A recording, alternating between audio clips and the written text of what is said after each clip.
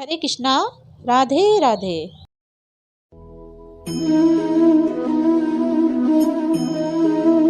तो जी आज की वीडियो में हम जानेंगे कि क्यों गंगा मैया ने अपने 7 पुत्रों को जन्म लेते ही जल में बहा दिया था और वो 8वें को नहीं बहा पाई थी, और वह 8वें कौन थे, बड़े होके कौन बने थे। तो आइए जानते हैं इसके पीछे की कथा। बड़ी ही रोचक कथा है इसकी।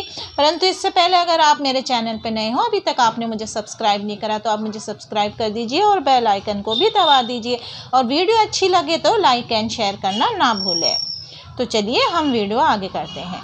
पुत्र की कामना से शांतनु के पिता प्रतीत गंगा के किनारे तपस्या कर रहे थे।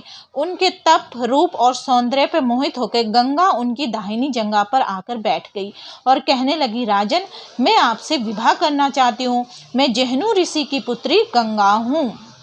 इस पर राजा प्रतीत ने कहा, गंगे, तुम मेरी दाहिनी जंघा पर बैठी हो, जबकि पत्नी को तो बामंगी होना चाहिए। दाहिनी जंघा तो पुत्र का प्रतीक है, अतः मैं तुम्हें अपने पुत्र वधू के रूप में स्वीकार करता हूँ। ये सुनकर गंगा वहां से चली गई। जब महाराज प्रतीत को पुत्र की प्राप्ति हुई तो उन्होंने उनका नाम शांतनु रखा, और इसी शांतनु से गंगा का विवाह हुआ। शांतनु ने अपने पिता प्रतीप की आज्ञा से गंगा के पास जाकर उन्हें विवाह करने के लिए निवेदन किया। गंगा ने कहा, राजन, मैं आपके साथ विवाह करने के लिए तैयार हूँ, लेकिन आपको वचन देना होगा कि मेरे किसी भी कार्य में आप हस्तक्षेप नहीं करेंगे। शांतनु ने गंगा को वचन देकर विवाह कर लिया।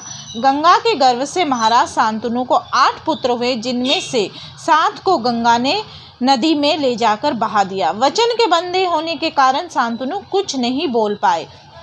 जब गंगा का 8वां पुत्र हुआ और वे उसे भी नदी में बहाने के लिए ले जाने लगी तो राजा शांतनु से रहा नहीं गया, और उन्होंने इसी कार्य को करने से गंगा को रोक दिया। गंगा ने कहा, राजन, आपने अपनी प्रतिज्ञा भंग कर दी है, इसलिए अब मैं आपके पास नहीं रह सकती। इतना कहकर गंगा वहां से अंतर्धान हो गई। महाराज शांतनु ने अपने उस पुत्र को पाला पोषा और उसका नाम देवव्रत रखा। देवव्रत की किशोर अवस्था में होने पर उसे हस्तिनापुर का युवराज घोषित कर दिया। यही देवव्रत आगे चलकर भीष्म कहलाए थे। अब हम जानते हैं कि माता गंगा ने अपने 7 पुत्रों को क्यों जल में बहाया था। एक बार धू नामक वसु ने वशिष्ठ ऋषि की कामधेनु का हरण कर लिया था। इससे वशिष्ठ ऋषि ने धू से कहा कि ऐसा काम तो मनुष्य करते हैं, इसलिए तुम 8 वसु मनुष्य हो जाओ।